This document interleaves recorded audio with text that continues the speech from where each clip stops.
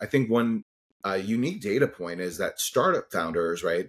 Of course, we hear the folklore and these great stories of the young founder who creates this amazing company and it goes, hyper growth, and that certainly exists. But the mean actually for great founders is, around, forget the precise age, maybe between 38 and 45. That's 42. It's 42 actually. 42? Yeah. And also the answer to the universe, the meaning of life. Right. So having that experience makes them better startup founders, and having this experience helps us. It's one of those great myths of startups that it's like the dropout, Harvard kid or whatever, but it's actually the average age is 42. And I've met plenty of founders in their 50s and all over the map. Hey, everyone. Welcome back to the Ignite podcast. Today, we're delighted to have Mitchell Kominsky on the program, longtime collaborator and friend of Team Ignite. He has a deep experience in a variety of things, including AI, deep tech, early stage venture capital, government, entrepreneurship. And, we originally ran across him on AngelList when we still ran syndicates over there. We would do lots of deals together. So yeah, thanks for coming on the program. Great to be here, Brian, and always wonderful to see you. Just one of the investors I really respect in the ecosystem, especially when it comes to AI. So great to be here, and thanks for having me. It's great. Thanks for the kind words. Would love to get an intro from you for the audience. Sure. My name is Mitch Kominsky. I am the founder and general partner of Futureland Ventures, which is an early stage venture capital firm that invests in transformative startups that are creating a more sustainable, connected, and resilient future. And really kind of digging into, we're very excited about founders that are trying to push the boundaries, technological innovation where there's a very high barrier of entry. And specifically, we're very focused in investing and supporting our portfolio companies in robotics, compute, transportation, Internet of Things, and clean tech / energy. Such a broad, really cool thesis, niche, but also broad because it's everything that intersects with smart cities, which is pretty interesting. And we did a deal together, Intermotive, I remember, 2 or 3 years ago. Maybe you could tell the audience about that and what was really cool about that investment. No, of course. It's very much enjoyed collaborating with you and Team Ignite. And one of the things you mentioned about the smart cities is those areas, actually, the sectors I mentioned. One of the exciting things about them is often what we're finding is that there's an interconnected nature between a lot of these areas. So, for instance, energy and climate tech and compute. And so, in talking about Intermotive, one of the deals in Futureland's portfolio that we're really excited about, and we invested in their seed round and their Series A, which was recently announced. And Intermotive is really trying to rethink the freight rail industry, which has been pretty antiquated for many years. So they are developing autonomous electric freight battery rail cars. And so from a technological perspective, they're having innovations in battery and energy storage using computer vision and AI to think about automation. And they're doing it in a way, it was interesting from Futureland Ventures perspective, is that in the freight rail space, there's a lot of infrastructure that's hundreds of years old and underutilized. So Intermotive is solving a couple of really important problems in that over about 1 million rail cars per day sit idle.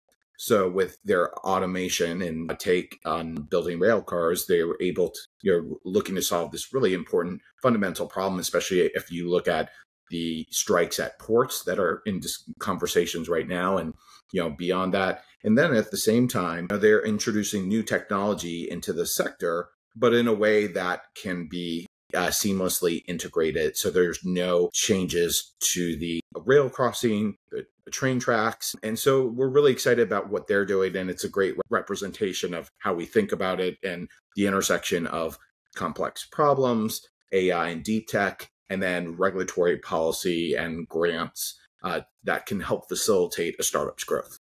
Yeah, I love it. So you have a very interesting kaleidoscope of interests in Futureland. What's your origin story, and how did you get to be interested in these specific problems? That's a great question. It was pretty organic and just went one instinct that led to another. So I began my career, Brian, as a congressional investigator looking into an array of national security issues, going from looking into working with the US government about the drug cartel operations in Mexico and how is creating impact on the States. And so we're working and thinking with technology companies at that point, 2009, 2010.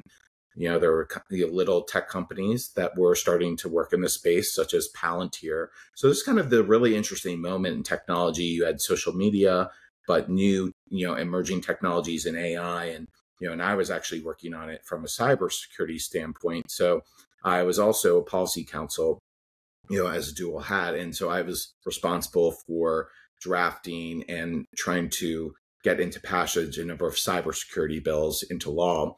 And we can get a little bit more into there. So from there, I went on to work for Senate leadership on emerging technology policy, infrastructure, and cybersecurity. And then I always had an entrepreneurial itch. And so I decided to pull that thread and founded a smart city startup called Venture Smarter, where we built a community of about 7,000 organizations. It was pretty unique, B2B/G platform. And that included all the corporates, so Fortune 50s, research and universities, organizations, state, local, and federal governments, startups, investors, real estate developers, this really large, interesting ecosystem in what was called smart city space. And it's really become more deconstructed. And from there, we helped, from that community, we become a development platform. So we're helping a lot of these organizations work together to build really neat projects. So working with organizations to help do things like the Hyperloop and some other really exciting technologies in the space. And from that experience, I went on to work at the Department of Transportation, where I led a lot of work on autonomous vehicles, smart cities, connected infrastructure. And that was a fascinating experience. And from there, just these networks, having spent time in the Bay Area and networks, being a founder in New York, being in DC, of course, these experiences, I've developed a lot of friends in the founder ecosystem, right? As you know, that, people need help with their product, people need help with their marketing, people eventually want to get to fundraising. So of course, so built sort of this really unique network across these geographic locations, and started to help founders, and then ultimately led to building Futureland Ventures to help these founders advance these technologies and solve these complicated problems. Yeah, love that. So what was the original kind of aha moment, or what was the prompt where you're like, you know what, I'm helping startups, why not start forming some syndicates and investing in them, right? Because that's kind of, you got your start just like I did, 4 or 5 years ago. Mm-hmm. I was an angel investor for a couple of years, and then wanted to do more, so I started Team Ignite as a way to do more. And what was that aha moment for you? Yeah, that's really a wonderful question, and I appreciate all the conversations we've had about the ecosystem.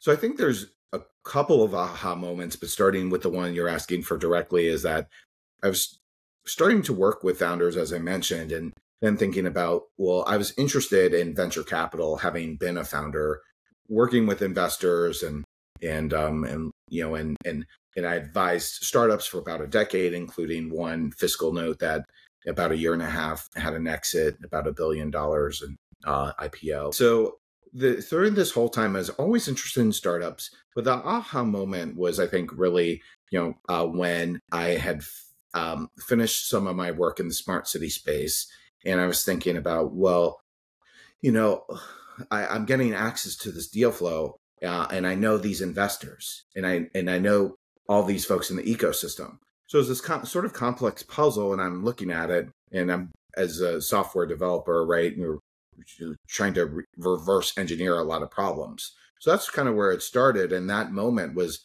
well, I don't have a track record right now, but how do I build that? And so, fortunately, there was this amazing platform, AngelList, that enabled people with industry experience, deal flow, and a range of other different categories that helped define their investment thesis. And so that was really that moment, saying that convergence, right? Not only having the ability to do so, but the operational capacity to do so. But the big aha moment for me was really when I was working in the government and kind of thinking back of, I would meet these really fascinating companies. So two come to mind, right? One I mentioned, but seeing a company like Palantir and Clear, which does a lot of the technology and biometrics at air. So I had met and understood those companies at the very early beginning, but I didn't think about investing until probably, investing, from this capacity until maybe 10, 15 years later, where I looked back and said, wow, if I had understood what I knew now, this would have been pretty amazing. Yeah. I just wish I found investing in startups, 20 years ago. Yeah. It's so weird how you have to kind of go through these cycles of life to kind of get to what you really like to do, which I assume you like to do it because you've been doing it for years now. And I love to do it as well. And I would stop doing it tomorrow if I didn't. But, but also I don't think I could be as good as an investor without those decades, 2.5 decades of experience that I have in my life. If I just started it, and I tell a lot of, early 20s, coming out of undergrad, I'm like, just go start a startup. Don't try to work in VC. Go start a company, any business is fine, and just get a lot of experience. And then, maybe 10, 15 years from now, come back to what do you think about that statement? I think you're completely right. I mean, the one thing I think you would probably agree with, right, and many people say, is there's no one clear path to venture, right? So some people are journalists and get into the space because, they're looking and analyzing, understanding. I started my career as a congressional investigator. So actually a lot of the applicable skills apply. But, going back, 10, 15 years, right? Different environment where startups were not really in the media. Even, thinking about some of these problems, that was very conventional minded, where a lot of people, the ability to build a startup, right? Thinking about developments of cloud and what AWS did and some of these other organizations to bring costs down to democratize that, right? But I agree. I mean, and people got MBAs at fantastic schools and go into finance and startups. But the one thing I completely would concur with you is that those experiences really give you perspective, right? And like an ability to develop instincts and whatever your experience might be. And, from investing, right? I was not only we talked about the government side of it, but I was a startup founder. So I lived it. I lived the pain. I lived to see some of the glory. And also, right, that helps you assess and understand founders. That helps you really evaluate deals better, right? Especially at the early stage. This is not where you get into gap accounting as Series A or Series B and beyond that, right? And, some of them more quantitative, which quantitative is very important, right? But it's more early stages, art and science. So I completely agree. And actually one, last point was that I think one unique data point is that startup founders, right? Of course, we hear the folklore and these great stories of the young founder who creates this amazing company and it goes, hyper growth, and that certainly exists. But the mean actually for great founders is, around, forget the precise age, maybe between 38 and 45. That's 42. It's 42 actually. 42? Yeah. And also the answer to the universe, the meaning of life. Right. So having that experience makes them better startup founders, and having this experience helps us. It's one of those great myths of startups that it's like the dropout, Harvard kid or whatever, but it's actually the average age is 42. And I've met plenty of founders in their 50s and all over the map. I mean, I'd say definitely with YC, because we have a YC focused fund. We invest in a lot of YC companies. Love the program. I'd say they kind of skew younger. I'd say probably average age is probably in their late 20s. Yeah. But they still have some experience. I'd say maybe average age 30s. There's definitely some 40 and 50-year-olds, but there's definitely like, kids, 19-year-old. I think the youngest I ever met was like dropped out of high school, like 17. I was like, wow, that's yeah. And there to clarify too, like I totally agree. We've met, a number of Teal fellows who are fantastic. We've invested, and you're really one of the prolific investors from YC companies and great YC companies. But we have a couple companies in our portfolio from YC. So we look at the full picture. But I think it's an excellent point. What's your life experience? And sometimes, someone younger may have that, right? What secret do you know that, to go back to Teal fellow, right? What do you know that's interesting? Why why are you Yeah. special? Because we're really What do betting you on. believe that most people disagree with you on? That's his Yeah, question, I think. Yeah. yeah, exactly. But we're betting Yeah. on, a lot of, not betting, right? I think we'll mark that. We're investing No, in. it's betting. It's betting. I think people hate that term. Like a lot of LPs hate that term, especially the more institutional they are. But I'm finally reading the book Thinking in Bets right now, which is just a really great book. Mm-hmm. And it talks about, your quality of your decisions versus the quality of results. Right. Mm-hmm. And so you're always placing a bet on startups. I mean, every time you place a bet, you're trying to increase the probability that it returns a fund and minimize the risk of loss. And that's like a bet, right? There's still Yeah. a little luck involved, but you can kind of skew the tables, to use a gambling term, in your favor. You're playing with weighted die, basically. If you're a VC, but you're still you're still going to lose sometimes. You can squeeze the. You ever watch that Star Trek episode where Data like they're in a casino and he just kind of squeezes the die? I haven't seen that, actually. I'll have to check that out. That's what VCs do with their due diligence process. They kind of squeeze the die until it's weighted in just the way they will like it, and then they throw the die. No, that's interesting to check that out. But you're right. I mean, if you watch the World Series of Poker, or even play Texas Hold'em, that it's especially in Texas Hold'em, it's you're analyzing the other people at the table, your own hand, the probability of results. So it's very much an art and science, and I think that that really cuts into that. It really is impossible to predict what startup's going to have that power law type return. But there are definitely a lot of markers and indication. And it's not just that the founder goes to a fancy school, right? And how fast are they growing?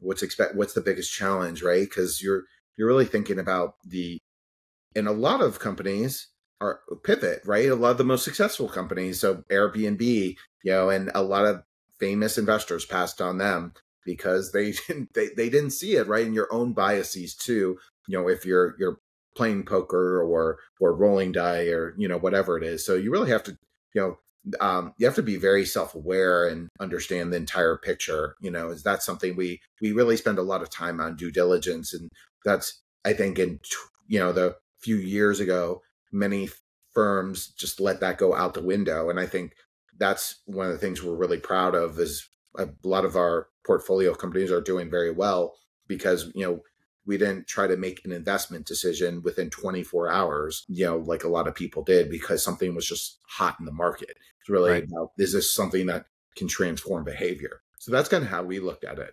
Yeah, that makes sense. And to pull on that thread a bit, how has your background in policy, investigative cybersecurity, investigator, how has that informed your investment strategy and thesis, and how you go about due diligence, stuff like that?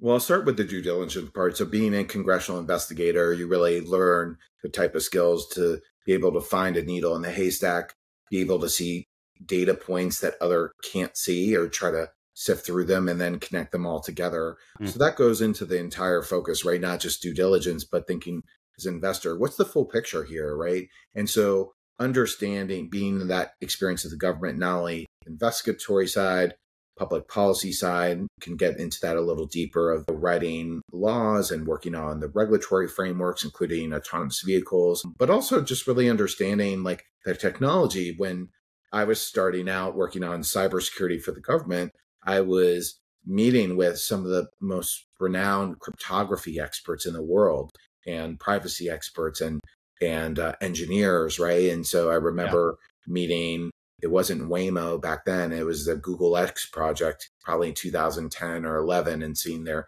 company, right, what they're developing. And even with cybersecurity, we were working on AI, and and what's even the terminology, right? There was a big discussion about, it wasn't necessarily going to be called artificial intelligence. And but 10 years ago when I was working in AI, you couldn't call it AI, right? You had to call it ML. That's exactly until right. Basically ChatGPT came out, that I was like, okay, this is kind of more like AI now, Yeah. So anyway, so I think those things really, in the way it informs our, it helps us invest, is that also I became a self-taught programmer trying to understand these technologies. And that was something in Washington, especially about 10, 15 years ago, that there's still a gap in education about, technology and technology policy, but starting to really understand the inner workings of the tech, right? To think about computer vision and some of these other things that are interoperable. So really have that full picture to understand what's the opportunity, where could it really go? Yeah. And what are the risks, right? Because that's something that it's hard to foresee in some point. You talk to the founder and you can ask them, but you have to do your own assessment of, right, what's the biggest challenge with this business. Since you're investing in AI deep tech as it kind of relates to smart cities, what are some trends that you've seen over the last 5 years that are exciting and kind of looking forward in the next 5 years? What are you excited? What are you looking forward to? It's fantastic. And we can try to co-invest in these areas too, Brian. So, yeah. So I think there's kind Keep of the deal flow spigot on. Yeah. Yeah. So, I can look at this retrospectively and proactively. So we'll start, kind of looking back those 5 years, is that from a smart city standpoint, it had gained a lot of momentum, that diction, that terminology. But what the challenge was that it was kind of all encompassing. It was a little bit, it was hard to put things in a bucket, so to speak, right? Yeah. People like to have labels and make things nice and clean. So when smart cities were, there's a lot of interconnectedness in that age. So as we're seeing now, right, AI is requiring lots of compute, which is having a deep impact on climate and energy, right? So that's kind of an interesting example. Even electric vehicles, right? Electric vehicles, which are still growing, right? And there's a lot of exciting things in that space too, is that how are batteries can be produced? How can CapEx be reduced in manufacturing? Yeah, and also in terms of transportation connectivity. Now our cars are connected to our Apple Play and all these things. So you have all these technologies coming together. But what I think is really interesting about the learning of the last 5 years is that all these areas are very interconnected. So understanding those connections really make a big difference in investing. But at the same time, they're becoming their own categories. So there you have climate tech investors. You have folks focused on robotics, right? It's becoming a more segmented, which makes a lot of sense. But I think there's a challenge in that if, of course, when someone's a niche investor and just, we'll call it robotics, right? They're going to be an expert in that. But they could be missing opportunities of, what is the impact of this particular product on this area, right? And what might be a challenge or a bigger opportunity. So we're seeing things, some of our companies in robotics think about dual use with the government in various ways, not just defense. And in terms of the next, how we're looking at the next few years or so, is that traditionally, and you think this, right, is that AI or ML, right, as lots of people called it, it was really a subset of deep tech. So I think what's kind of really fascinating is AI's kind of staying in that capacity, but also becoming its own entire segment, right? And a lot of people who are not been investing in AI for as long as we both have are just saying, oh, we're in AI. Well, what does that even mean, right? So on the one hand, so I think there's a lot of vertical integrations, right? And that's the infrastructure. So that's really exciting. And I think that's really kind of its potential super cycle right now. But the big question will be, how do the large players like NVIDIA, what startups are going to be successful in challenging that? And, that's its own kind of, interesting dialogue. And then we're also excited about is the horizontal. And so Intermotive is a great, example of that. We have a company called Delos, which is using AI to create a home insurance product for people who cannot get insurance due to wildfire capacity. So, and then on the infrastructure side, we have a number of interesting companies, Anarchy Labs, which actually is out of YC and helping develop models for companies' own usage, and then Lemurian Labs, which is also doing software to advance accessible compute. So I think there's kind of a lot of different areas in where you want to be, right? So on the horizontal side, there'll be a lot of applications and layers, which is great. So it doesn't have to be as novel from a technical standpoint, but it's still good. And the deep tech side, you also have these other areas too that are becoming more interesting, and with healthcare and defense and the Internet of Things. So we're seeing sort of new categories, but I think what's really exciting to kind of, finish, this entire thought is that what we're really excited is about the combination of deep tech and AI, sort of scientific breakthroughs, whether it's in energy or transportation or whatnot, and then applying AI, whether it's, new technologies or wrappers or whatever it might be. But the combination of those two are, I think, where we're seeing a lot of things being unlocked. Yeah. What's really exciting too is you look at, technologies like AlphaGo and, AI is going to start infiltrating scientific research, unlocking discoveries at breakneck speeds that we're not used to. And that's already kind of starting to happen. And you're describing like material sciences, using AI to discover new materials and new energy modalities and increasing the density of storage. And you have solid state batteries coming, right? Which is going to, 2 or 3x the density. So there's just so many exciting things. As you kind of look at this, you're seeing too is that, and you could, I'm curious your thoughts to this too, like the revenue, right? Metrics in the space are going to be changing, right? Because how investors think about it, because I guess we're seeing now, and you're really deep in this part, but companies, AI companies that are achieving revenue like at this sort of pace, not the up and to the right, but it's really just capital efficiency, I think, like because AI is eating software, generating more software. If software was eating the world, not AI is eating software and generating more software, and you can build software very quickly now. And so almost like technical moats are being eroded. And so you're kind of looking for moats in other places. Like if you're in deep tech and material science, like you are, I think if you can solve this like big scientific breakthrough and bring it to market, you have a moat, right? Because you probably have IP protection. Software is a little different. And so I'm kind of looking at companies now. Really, it's all about ambition and execution, frankly, in software, like B2B software right now, because you can now go generate $1 million in revenue, which is a couple people, and just build software very, very quickly. And so you're seeing this kind of disruptive wave of AI first SaaS, where AI is now at every level of the stack, and it's pretty exciting. As you kind of look at deep tech investing and investing in your area, what are some of the things that you look for? Is it a typical team, traction, timing kind of stuff, or what are some additional lenses that you uniquely have to look at in this space? No, that's such a great question, because I think every startup in the deep tech space almost necessitates its own KPIs, right? So I think, starting kind of at a high level, we have our general thesis, then we have our founder thesis, which I'll share a little bit more about, and then our deal thesis, right? So that's more individually tailored. But from a founder perspective, we're really looking, team is the most critical. And we're very interested in balance of teams, right? So I don't think that's very novel, but I think one thing that we look for in particular are teams that, number one, have a technical co-founder or executive.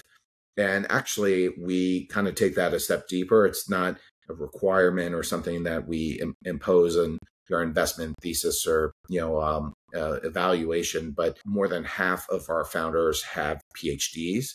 And so one of the things I think we're actually really excited about, and kind of some of learning that we've observed from our existing portfolio companies, is that we really love technical founders who are operators. So that's really not someone who is just incredibly, talented from an engineering standpoint, which those people are fantastic too, because, on a team that's balanced, but really someone that is not only highly technical skilled, but is able to meet engineering deadlines ahead of time or on time consistently, and understand that these skills are to build a larger business, right? So someone who can not only build something or code it, or using their engineering skills to build something, but someone who could run through walls, right, and has that sort of ability in the building the product and the business. And so that's something that we get really excited about. And then that's another part of it too, is that we're looking for where there is, I hesitate to use the word moat, but an advantage in the market. So something where we generally like to invest in companies where they're building, doesn't mean there can't be a competitor, right? But one instance, for example, one of our companies, Cambridge Terahertz, which is an MIT spin out and building. But one of the things we're excited about the company is that the founder really was someone who had the technical ability, and there was a very limited number of people globally who could build the type of product that's in the works right now. So, yeah, I love that. So back to kind of the question of government, because you've been on both sides now of this sort of government, legislative, and the government's half of our GDP, which I was surprised to learn. Like, what role does the government play in this deep tech going forward, to kind of seed it and grow it, versus how much should the private sector take care of things and let the private markets kind of figure it out? That's really like such an interesting dynamic that I think is increasing towards more government involvement. And I'll say first is that Futureland Ventures is not gov tech, but this understanding of where government fits in and how it can help support startups or help or potentially block their ability, right? So, I can't, if we take a step back, right, looking about ARPANET was foundational to the development. The whole internet's from the government, right? Right, right, exactly. So, nothing short of the internet, yeah. But, exactly. But large language models and deep learning, deep learning also came out of university as well. I mean, so you can make this case that, I think where that question was coming from is like, you can make this case like the government seeds a lot of the deep tech because it doesn't have immediate, I can go throw 10 or 100 million venture dollars at this thing and get it to market and start generating ARR. This is stuff that's going to take 5, 10, or 15 years or longer to sort of research and get it to a place where it's market ready, right? And just a lot of companies don't have the wherewithal to spend a decade or 5 years on something that's just usually like companies are thinking in like 1 to 3 year kind of cycles, right? They're just not long term, right? But the government can go like, hey, we're going to go like research quantum at all these universities or particle accelerators and try to discover, novel elements and stuff, whatever it is. They could work on this kind of stuff, which will yield results decades later in society. Totally. And I think there's a few examples of that, some that didn't take as long and some that, are evolving. So if you go back to the early 2000s, Tesla, which is, the most valuable car company, or some would argue, I guess, Mr. Musk would argue it's not a car company, it's an AI robotics company. And it's a fair point. Yeah, but that was essentially catalyzed by government subsidies, which is they're the only ones that paid back the loan, apparently, too. Oh, really? I didn't realize. Yeah, the government gave a bunch of. I hope they got good principal on that loan. No, they were talking about it on the All In Pod like a week or two ago. Like, and then they weren't invited to the EV summit, which was absolutely bonkers. They invited a bunch of car makers to talk about EVs, and they just shunned them. Yeah, I know people in that space, so I'll refrain to comment on that. But, that's probably wise. You want to keep your deal flow coming. Exactly. But kind of your point, so it's really important to de-risk these technologies and kind of, to make it more investable, right? So in 2004, DARPA held the first grand challenge, which was the essentially trying to cultivate the self-driving or automated vehicle space. Right. So you fast forward 20 years later, at the first grand challenge, no team finished, let alone I think made past 7 miles with their vehicle. And now you have some of these car companies that are doing millions of miles. Actually, you can, ride hail on Uber or another app, some of these companies. And Waymo is a great example of that, right? Doing the hard things. Yeah, exactly. And then, the last point too, is a lot of startups, some of the startups that we work with are thinking about government grants. And also kind of there's opportunities in the regulatory structure as well. So from a global perspective and federal. So one of the companies we've invested in, Impossible Metals, they are looking to do responsible and sustainable deep sea mining or harvesting, rare earth minerals. And they're doing really incredible work. But we first kind of understood the opportunity because there's this very small, little known international governance body called the International Seabed Authority, the ISA. And years ago, they had set into a process of that there would be, creation of rules and regulations to foster this. So this was already in the works for a decade, but getting to the process where companies could get permits and move forward, that takes time. And then on the other hand, talking about, the funding and taking time. So the government, especially the National Science Foundation and Small Business Administration, they have SBIR grants. And so actually I think overall, in totality, the National Science Foundation has on an annual basis granted about $4 billion to about 4,000 companies.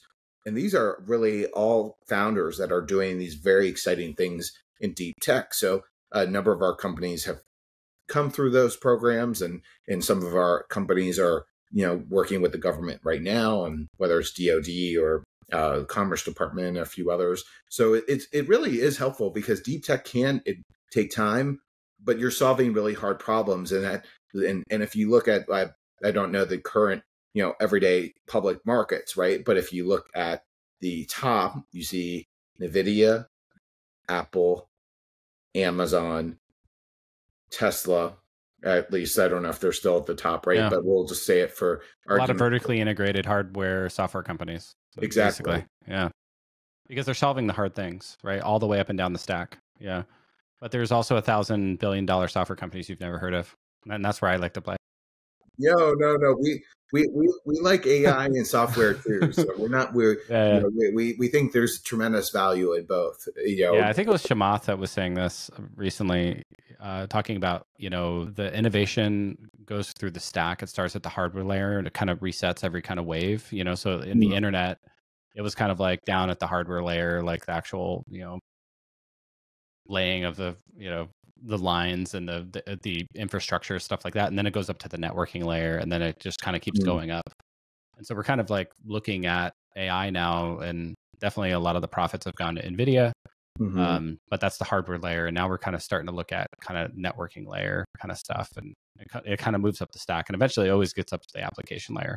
So let's switch to rapid fire to kind of wrap up. Sure. What is your favorite AI or deep tech startup right now? There was a startup product that I was playing around with the last couple of weeks, playground.com.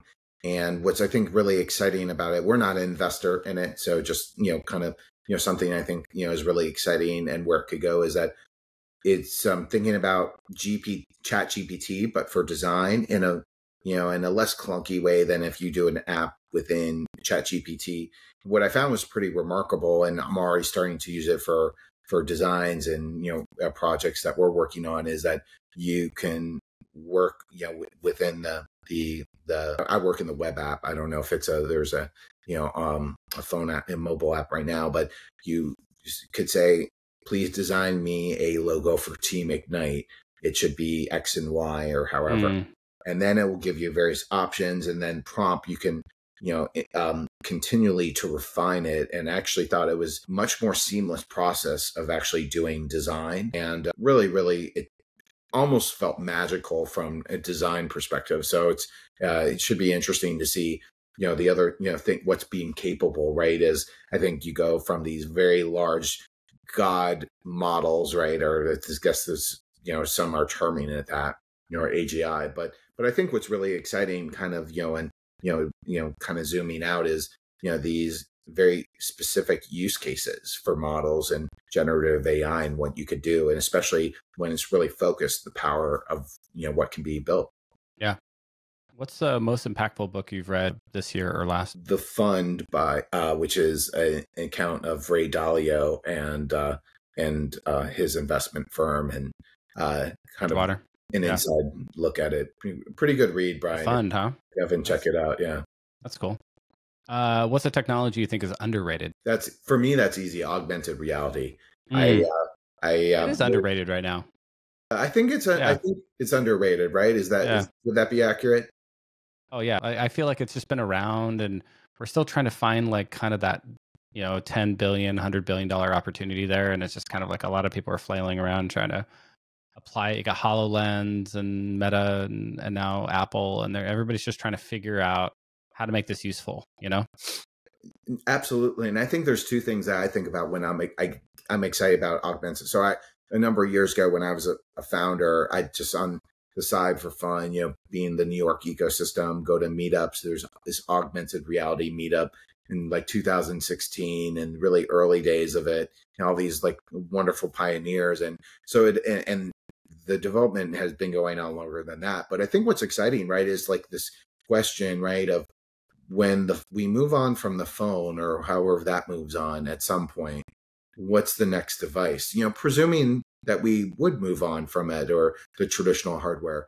The other is that, something that kind of blew my mind away a number of years ago is it actually started developing AR as a hobby, not kind of going too deep into it, but is really some really amazing things. But that use case is that challenging part. And I think ChatGPT kind of unlocked a lot of things for AI. But what kind of like still has me bullish on AR is I saw this demo called The Sixth Sense, which was from a engineer, Prana Mystery, if I'm pronouncing that correctly.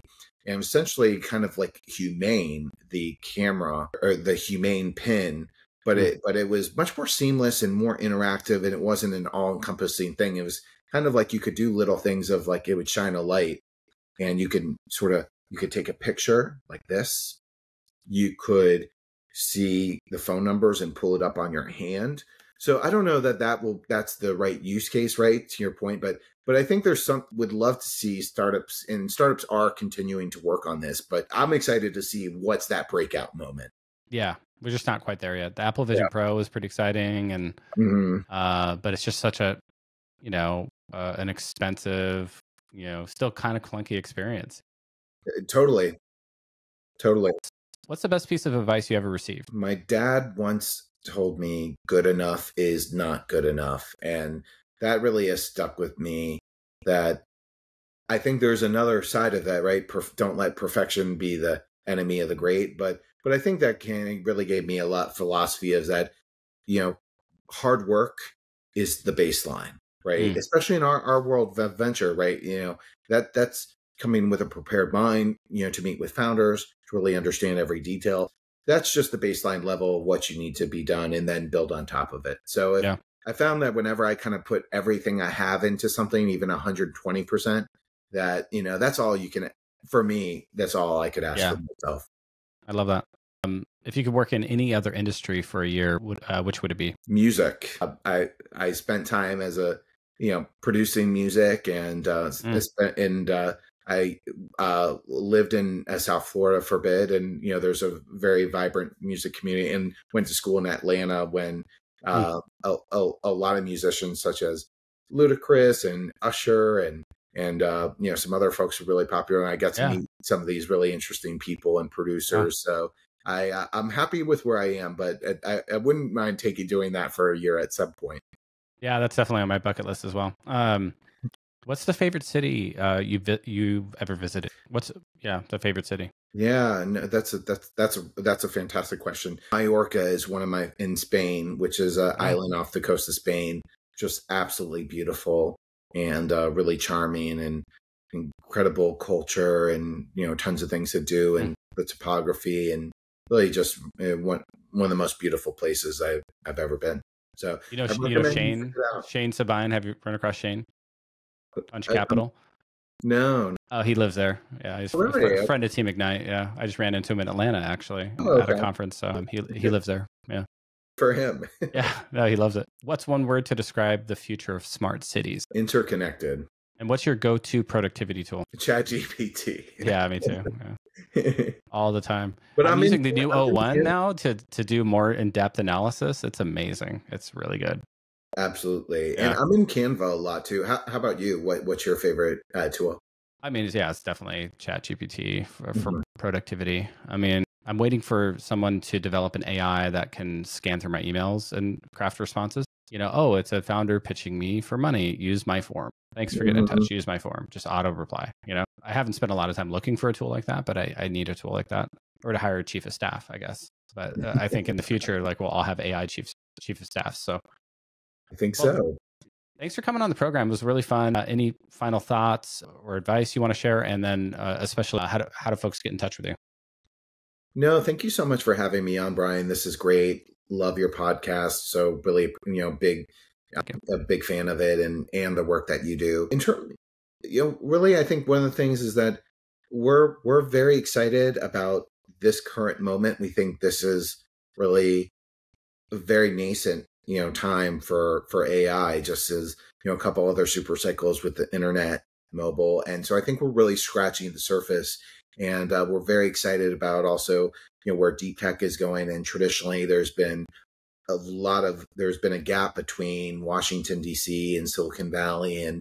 One of the things that we see is those two are starting to merge more and more together and in various ways. So we're really excited about, like we talked about, what can be developed in partnership with each other. And, I really just, encourage people watching this, to dream big. I mean, and not, now some people like thinking incrementally, but at Futureland. So, we really like to think exponentially. So we try to do that in our career and also in our venture. And sometimes, you can make mistakes, of course, but, that's what I think, it seems to occur, if you're trying to build something great. So, and people can reach me on my LinkedIn at Mitchell Kominsky.